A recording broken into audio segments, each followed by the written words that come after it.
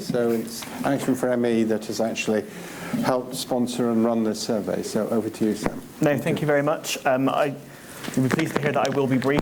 I know I'm the only thing that stands between you and the first break of the day, so I won't take up too much of your time. But I really appreciate having the opportunity to just touch on our big survey. We shared the findings, first of all, at our AGM conference last year, and since then what we've been doing is really diving deeper into some of the results. And I'll be sharing some of them today and then letting you know just a few of the plans we've got for those next steps. For those who don't know, it was a survey of 4,000 people with ME. And it is important to always acknowledge the limitations of surveys such as this. It's a self-selecting group. 83% of respondents were women, which is slightly higher than some of the prevalence estimates that we saw earlier. 46% were over 50, and 61% had symptoms over 10 years as well. One of the big differences from the last survey that we did is that 87% of people told us that they have moderate or severe ME.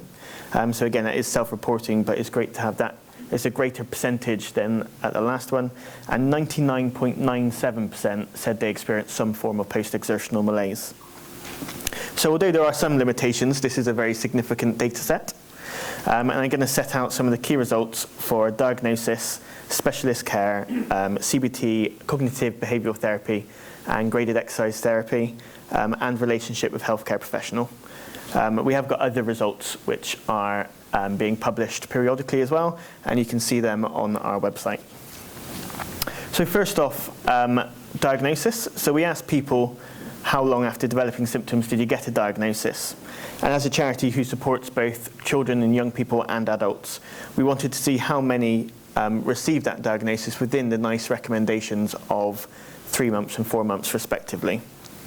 And what we found was actually only 7% of children and young people are receiving that diagnosis in that time frame, and 16% of adults. 1 in 5 adults are waiting more than 6 years for a diagnosis from the onset of symptoms. We've also got further data for Wales, Scotland, and Northern Ireland. People in Wales are actually waiting the longest, with the targets being missed in a vast majority of cases. Now, this combined with estimates in recent research that 90% of cases of ME/CFS going undiagnosed creates quite a difficult situation for people with ME. The next stage I just want to touch on is access to specialist care. So a key part of the NICE guideline focuses on people with ME seeing an ME specialist. It's worth pointing out that despite specialist referral being a key part of that NICE pathway, only 40% of our survey respondents said they had been referred in the last 5 years to an ME specialist, with 1 in 5 saying that it was an out-of-area referral. Almost half of respondents said that a lack of service was the barrier, and a third said that long waiting times was a barrier to them receiving care. Now, as you can imagine, this again is worse in Scotland and Wales, where services are very lacking.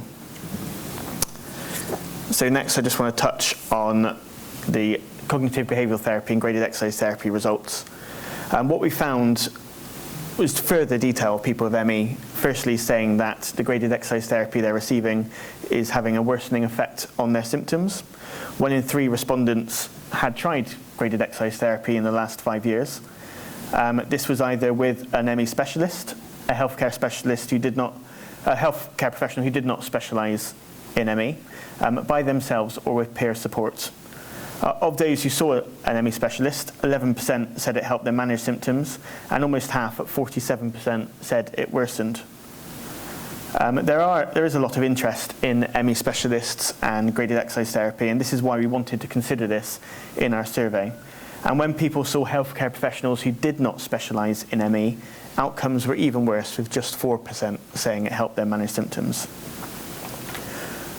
More people had tried CBT in the last 5 years, at 40%. One thing we didn't do in this survey, which is a learning, is to break down the different types of CBT they received, whether it was CBT aimed at improving depression or anxiety associated with their condition, or more directive.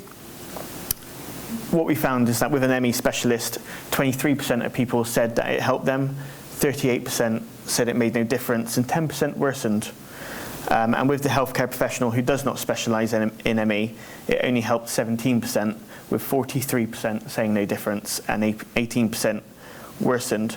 And what we also found in our survey is that when people saw healthcare professionals who do not specialise in ME, they're more likely to say that they felt like they did not understand their condition.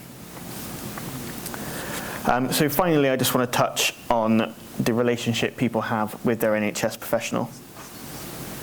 We developed a series of statements using the NICE guideline principles of care and asked people to select which ones they agreed with. In total, there are 7 statements which you can read on our poster. These were things like acknowledging the impact the symptoms had on their health, shared decision making, information on risks and side effects of management, and including information about support groups and self-help groups. Just 2% of people agreed with all 7 statements in our survey. When we include people who do not see a healthcare professional, that was 0.7% of all respondents. And when we look at GP confidence, what we found was that people who are severely affected, 2/3 do not have confidence that their GP understands their condition.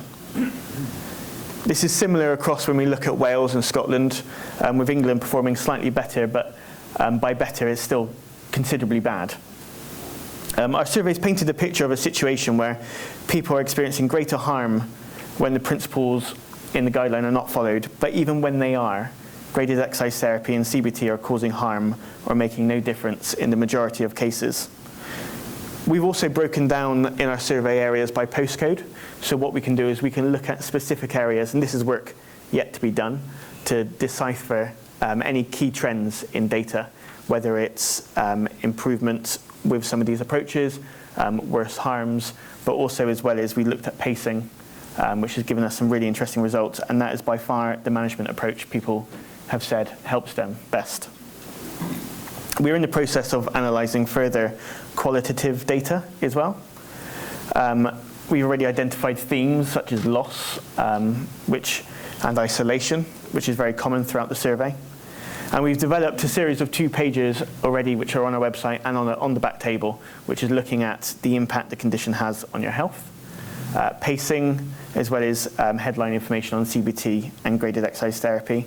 We will soon be publishing more data on children and young people and things specific to them, the severely affected, and relationship with healthcare professional. I appreciate I talk very fast and quite a strong accent, so please, if anyone's got any questions, feel free to grab me at any point during the 2 days. Thank you very much. Thank you.